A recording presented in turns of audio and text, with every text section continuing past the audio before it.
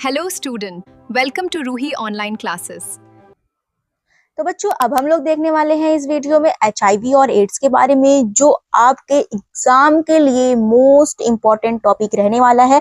चाहे आप UP board के बच्चे हों, चाहे आप सीबीएसई बोर्ड के बच्चे हों, चाहे आप बिहार बोर्ड के बच्चे हों, एमपी बोर्ड के बच्चे हों, या फिर आप बायोलॉजी से रिलेटेड किसी भी फील्ड में आपको एग्जाम देना रहे, टीजीटी में, पीजीटी में, कॉम्पिटेटिव एग्जाम में, उन सब में AIDS is one of the most important topic. Okay बच्चों, तो अब हम लोग वीडियो में देखेंगे HIV क्या होता है और एड्स क्या होता है। बच्चों कुछ बच्चों की डाउट रहता है कि दोनों एक ही चीज होता है। तो बच्चों HIV एक प्रकार का वायरस होता है और एड्स उसकी एक गंभीर अवस्था होती है। तो बच्चों अगर आप पूरा वीडियो देखना चाहते हैं तो वीडियो के एंड तक बने रहिए, जहां पे आज हम लोग एड्स के बारे में और HIV के बारे में डिटेल वीडियो अच्छे से टॉपिक क्लियर करने वाले हैं। तो अब स्टार्ट करते हैं एड्स के बारे में, लेकिन उससे पहले हम लोग जान लेते हैं कि एड्स का पूरा नाम क्या होता है। What is the full form AIDS? Okay, तो फुल फॉर्म ऑफ एड्स जो होता है बच्चों वो होता है एक्वायर्ड इम्यूनोडिफिशियंसी सिंड्रोम। इसको आप कहीं नोटबुक में लिख लीजिए। अगर आप नोटबुक लेके नहीं बैठे हैं तो उठकर जाइए, नोटबुक लेके आइए, फिर इसको लिखिए, क्योंकि इसका फुल फॉर्म बहुत ही ज्यादा इंपॉर्टेंट होता है एड्स का और HIV का। तो HIV का थोड़ा वीडियो के एंड में बताएंगे, अभी आप लोग एड्स के बारे में देखिए। तो एड्स का फुल फॉर्म हमें पता चल गया कि होता क्या है। अब बच्चों इसका आप इंग्लिश और हिंदी दोनों मतलब देख सकते हैं कि एक्वायर्ड इम्यूनोडिफिशियंसी सिंड्रोम होता है। और बच्चों यह HIV संक्रमण का अंतिम और गंभीर चरण होता है, जिसमें शरीर की रोगों से लड़ने की क्षमता बहुत कम हो जाती है। समझ में आया कि जब एड्स हो जाता है तो एड्स होता किससे है? एक प्रकार के वायरस से होता है। एड्स बीमारी है और वो जो बीमारी होती है बच्चों वो वायरस की वजह से होती है। और जो वायरस है जो हमारी बॉडी में इंटर करता है वो होता है HIV वायरस। तो HIV वायरस जब हमारे बॉडी में जाता है तो उसकी जो पूरा अच्छे से हम लोग के बॉडी में जो पूरा फैल जाता है, तो लास्ट स्टेज, अंतिम स्टेज जो होती है वो HIV की एड्स होती है, जिसमें शरीर के रोगों के लड़ने की क्षमता बहुत ही कमजोर हो जाती है। मतलब व्यक्ति बहुत ज्यादा कमजोर हो जाएगा। अब उसके पास इतनी ताकत नहीं रहती कि वो और बीमारियों से सामना कर सके। लेकिन बच्चों बात यह है कि इसमें ऐसी बीमारी कौन सी होती है, इनके ऐसे लक्षण क्या होते हैं कि अगर हमें समय से पता चल जाए तो हम लोग उसका निवारण कर सके। तो इस वीडियो में आज हम लोग देखने वाले हैं कि एड्स के लक्षण क्या होते हैं, एड्स के उपचार क्या होते हैं, और उनमें कौन कौन सी बीमारियां होती है, या फिर हम लोग उनसे बचाव कैसे कर सकते हैं। तो पूरी जानकारी के लिए वीडियो के एंड तक बने रहिए। और अभी तक आप लोगों ने वीडियो को लाइक नहीं किया तो सबसे पहले वीडियो को लाइक करके चैनल को सब्सक्राइब कर लीजिए। क्यों सब्सक्राइब करना है कि मेरे को बताने की अब जरूरत नहीं है आप लोगों को। तो सबसे पहले जब नोटिफिकेशन है तो आप तक पहुंचे, बस इतने के लिए आपको सब्सक्राइब करके रखना है और आपको बेल आइकन जरूर प्रेस करना है। अब हम लोग देखते हैं हमारा नेक्स्ट टॉपिक, जिसमें हम लोग देखने वाले हैं कि HIV क्या होता है। तो अभी तक हम लोगों ने देखा एड्स के बारे में थोड़ा सा, लेकिन अब हम लोग देख लेते हैं HIV के बारे में। तो बच्चों HIV का जो पूरा नाम होता है वो होता है ह्यूमन इम्यूनो डिफिशियंसी वायरस। तो आप इंग्लिश में भी देख सकते हैं और हिंदी में।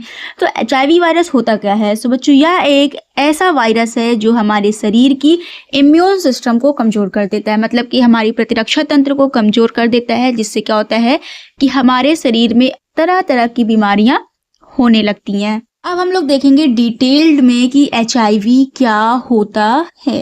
बच्चों HIV जो होता है, HIV एक रेट्रोवायरस होता है, मतलब कि यह शरीर की टी लिम्फोसाइट मतलब कि हेल्पर सेल्स जो होती हैं CD4 उन पे हमला करता है। अब इन पे हमला करने से क्या होगा, या फिर इनको संक्रमित कर देने से क्या होता है बच्चों की जो CD4 कोशिकाएं हमारे शरीर में पाई जाती हैं उनको क्या करता है कि संक्रमण से बचाने में मदद करती है। हमारी जो CD4 कोशिकाएं होती हैं जो हमारे शरीर में पाई जाती हैं उनको ये नष्ट कर देता है। अगर हमारी बॉडी में CD4 जो कोशिकाएं होती हैं, जो टी लिम्फोसाइट वाली कोशिकाएं होती हैं, उनका मुख्य काम होता है कि जो भी बाहर से हमारी बॉडी में एंटीजन इंटर कर रहे हैं, जो हमारी बॉडी या फिर हमारी सेल्स को डैमेज करने की कोशिश करते हैं, संक्रमित करने की कोशिश करते हैं, तो उन सबसे बचाने की हमारे लिए हेल्प करती है। तो सबसे पहले क्या करता है रेट्रोवायरस बच्चों, एक हमारी सेल्स, हमारी बॉडी में पाई जाने वाली सेल्स जो कि CD4 होती हैं उनको संक्रमित कर देता है। तब उसके बाद क्या होता है कि जब HIV इन कोशिकाओं को नष्ट करता है तो शरीर कमजोर हो जाता है, क्योंकि अब हमारे पास बीमारी से लड़ने की क्षमता खत्म हो चुकी होती है। जो हमारी बॉडी में हेल्पर सेल्स होती हैं, टी लिम्फोसाइट कोशिकाएं होती हैं, उनको ये नष्ट कर देता है, संक्रमित कर देता है। और आपको उनका मुख्य काम पता चल चुका है कि जो भी बाहर से एंटीजन, जो भी बाहर से वायरस, बैक्टीरिया जाते हैं, उन सबसे हमारी हेल्प करता है कि हमारी सेल्स उनसे संक्रमित, इन्फेक्टेड ना हो पाए। लेकिन सबसे पहले रेट्रोवायरस उन्हीं को इन्फेक्टेड कर देता है, जिससे क्या होता है कि हमारी बॉडी भी कमजोर होते चले जाती है। अब हम लोग देख लेते हैं बच्चों एड्स के बारे में। अभी तो हम लोगों ने देखा था कि एड्स जो होता है उनके परिचय, थोड़ा सा फुल फॉर्म देखा था। उसके बाद हम लोगों ने देखा HIV क्या है। अब हम लोग देखेंगे एड्स क्या है। तो बच्चों एड्स कोई अलग वायरस नहीं है, या HIV इन्फेक्शन का एडवांस स्टेज होता है। इसमें क्या होता है बच्चों की इस अवस्था में शरीर की प्रतिरक्षा बहुत ही कम हो जाती है। अभी मैंने आपको ये पहले ही हेडिंग से बताते आई हूँ कि इनमें जो व्यक्ति का शरीर होता है बहुत ही ज्यादा कमजोर हो जाता है। क्यों होता है? क्योंकि जो हमारी इम्यून सिस्टम रहती है उसी पे डायरेक्ट ये अटैक करता है। ये जो वायरस होता है डायरेक्ट इम्यून सिस्टम पे अटैक करता है। अगर हमारी बॉडी की प्रतिरक्षा तंत्र कमजोर हो जाएगी तो उससे हमारे बॉडी में तरह तरह की बीमारियां होने लगेंगी। जैसे व्यक्ति को अवसरवादी संक्रमण होने लगते हैं। अवसरवादी संक्रमण का मतलब होता है बच्चों की लगातार एक के बाद कंटिन्यूअसली हमारी बॉडी में कोई ना कोई बीमारी होने लगती है। अब उस बीमारी में क्या हो सकता है बच्चों, जैसे हमें खांसी आने लगेगी, खांसी के बाद हमें बुखार आने लगेगा, उसके बाद सांस फूलने लगेगी, फिर हमारे पेट दुखने लगेगा, फिर डायरिया हो जाएगी, कॉलेरा हो जाएगा। मतलब कि ऐसे ऐसे करते करते लास्ट ऐसा आएगा, लास्ट स्टेज पे हमें कैंसर की बीमारी हो सकती है। तो ऐसे एक के बाद एक बीमारियां आती रहेगी और आप कंफ्यूज रहोगे कि आपकी कौन सी बीमारियां हुई हैं। जैसे कि आप स्क्रीन पे देख सकते हैं, अवसरवादी मतलब कि इसमें आपको tuberculosis, pneumonia, fungal infection, severe diarrhoea और कुछ प्रकार के कैंसर भी होने के चांसेस होते हैं। अब बच्चों जब इतनी सारी बीमारियां हो रही है हमारी बॉडी में तो इनसे हम कैसे बच सकते हैं, या फिर हमें ये पता होना चाहिए कि ये संक्रमण फैलता कैसे है। तो सबसे बच्चों असुरक्षित यौन संबंध, जब यौन संबंध होता है और वो असुरक्षित होता है तब HIV का वायरस फैलने के ज्यादा चांसेस रहते हैं। मतलब जिनके एक से ज्यादा पार्टनर होते हैं और उनके बॉडी में अगर ऐसे कोई वायरस है तो संबंध बनाने से वो वायरस उनके बॉडी में चले जाएगा, जिससे HIV के वायरस फैलने के ज्यादा चांसेस हो सकते हैं।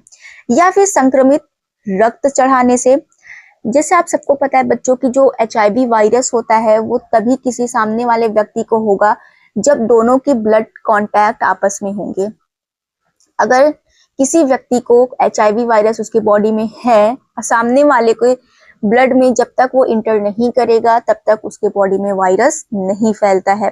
तो सपोज किसी के बॉडी में HIV वायरस है और उसने अपना ब्लड डोनेट किया है और अच्छे से उस ब्लड की चेकिंग नहीं हुई है और बाद में किसी और व्यक्ति को ब्लड चढ़ा दिया गया तो उसको भी वो बीमारी हो सकती है। या फिर बच्चों सिरिंज यूज करने से, सुई, जब हम डॉक्टर के पास जाते हैं तो डॉक्टर जब इंजेक्शन यूज करते हैं, सिरिंज लगाते हैं किसी छोटे बेबी को या फिर किसी को भी, तो मान लो वो न्यू सिरिंज आपके सामने पैकेट नहीं खोल रहे हैं तो किसी और को अगर यूज किए हैं उसमें अगर ब्लड का थोड़ा सा भी ब्लड उसमें लगा है, अगर वही सिरिंज आपकी बॉडी में इंजेक्ट कर दिया जाएगा तो आपको HIV वायरस हो सकता है। और बॉयज के लिए सबसे ज्यादा खतरा रहता है जब वो नाई के दुकान पे जाते हैं तो वहां पे ब्लेड यूज होता है। तो अगर उस ब्लेड से पहले किसी का यूज किया गया है, किसी के जो भी काम उससे किया जाता है अगर हुआ है और उसमें कहीं पे उस इंसान के, उस व्यक्ति के कटिंग लग गई और उस पे ब्लीडिंग हो गई, तो फिर बच्चों ब्लीडिंग क्या होने के बाद अगर उस व्यक्ति के बॉडी में HIV वायरस था और बाद में आपको भी वही ब्लेड यूज किया गया और आपको भी कट लग गया तो आपको भी HIV वायरस होने की संभावनाएं काफी हद तक बढ़ जाती है। तो आप लोग को मेक श्योर जब भी आप डॉक्टर के यहाँ जाएं तो नई सिरिंज का यूज करें।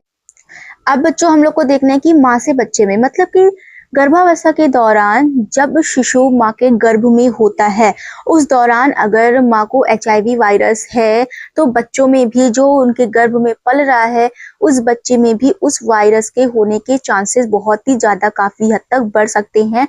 और जो बच्चा जन्म होगा जिस बच्चे का, उसको भी एड्स होने की संभावनाएं काफी हद तक बढ़ जाती है। तो बच्चों ये थे कुछ HIV का संक्रमण हम लोग देख रहे थे कैसे फैलते हैं, जिससे हमें सावधानी बरतनी चाहिए ताकि ये संक्रमण ना फैल सके। अब हम लोग देखते हैं बच्चों एड्स के क्या लक्षण हो सकते हैं।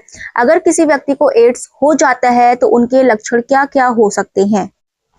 जैसे बहुत ज़्यादा कमजोरी आ जाना शरीर में, हमेशा थकान महसूस होना, कोई भी काम करने में मन ना लगना, आप थोड़ा सा भी काम करो आप थक जाओ, तो वो भी एड्स के एक प्रमुख लक्षण हो सकते हैं। या फिर बहुत जल्दी जल्दी आपका वेट लॉस हो जाना, कि आप वेट लॉस नहीं भी करना चाहते हैं, कम नहीं करना चाहते हैं, आप ऐसी ऐसी चीजें खा रहे हैं कि आपका वेट गेन हो, लेकिन फिर भी आपकी वजन बहुत ही जल्दी कम हो रहा है, तो फिर बच्चों ये भी एड्स के एक लक्षण में आता है।